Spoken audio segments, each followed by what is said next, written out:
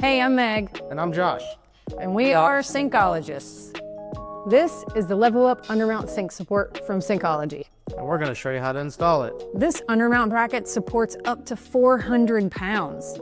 Wait, did you just call me fat? Using the Level-Up is the easiest, fastest, and most precise way to support an undermount sink. This works with any undermount sink up to 46 inches. Fireclay, porcelain, cast iron, copper, doesn't matter.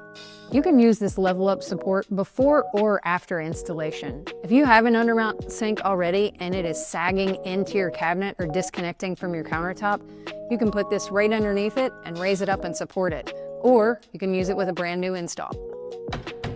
Made from heavy-duty stainless steel, it won't rust, and it can hold a ton.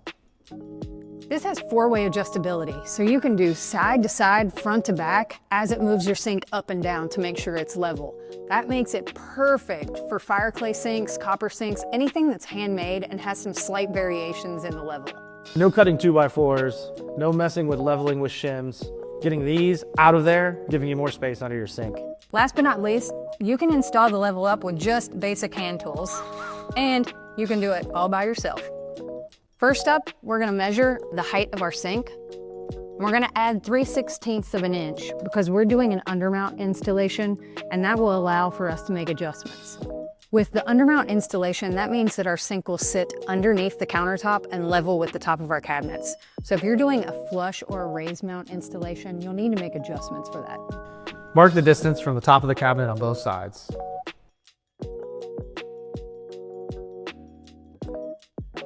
Use a straight edge to make a line from front to back on both sides. Measure your sink depth from front to back to help you determine where the center is. You want to mark the center on both sides of your cabinet wall. We're adding a little bit on the front to make sure that our apron front is exposed beyond our cabinet edge. You're going to want to split the brackets between the center mark to make sure that you're leaving room for your plumbing connections, your disposal, or your drain. Ours is about 7 inches apart to fit our disposal. Pro tip, if your drain hole is further at the back of your sink, go ahead and move the wall bracket further back. It's okay if the back of the sink only rests on the lip. Those brackets can handle a lot of weight. Place the wall bracket against the cabinet wall with the adjustable support bar mount even with the horizontal line.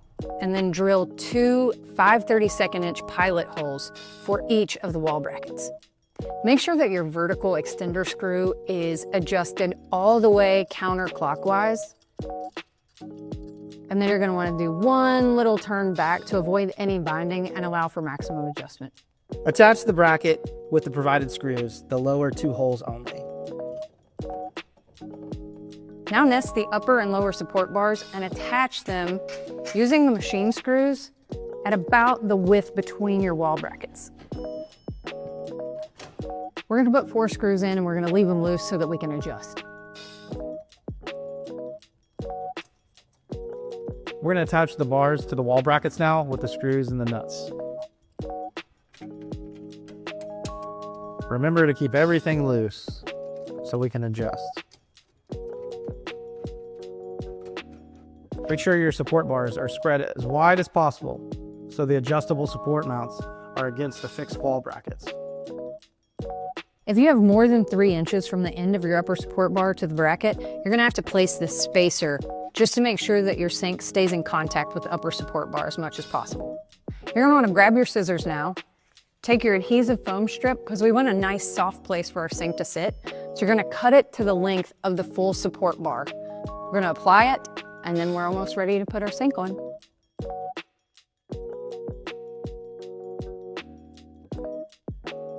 All right, time to place the sink and see how we did. This is where the 4-way adjustment gets a gold star. Now that we've got the sink in place, we're going to turn the vertical adjustment screws to align the sink with the top of the cabinet. Again, we're doing an undermount installation, so we want our sink level with the top of the cabinet. You're going to adjust for your mounting style. We're going to use a long, straight, level, or straight edge to make sure that everything is right where we want it. Sinkologist tip, whenever you're making your vertical adjustments, you're going to want to work your way slowly around to each of the corners and make those tiny adjustments as you go. Now that we have the sink back out, we're going to go back around and tighten everything. We know everything's perfect now. We're just going to go ahead and make it tight and set.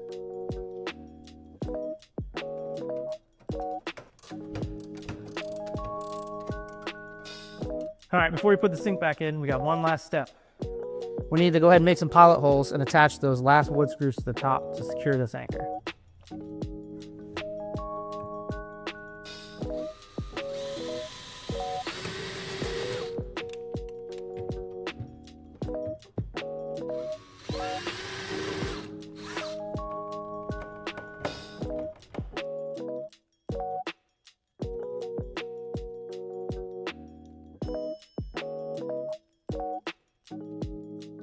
Okay, one final exam. We want to make sure that our sink is in place correctly, exactly like we had it before we took it out.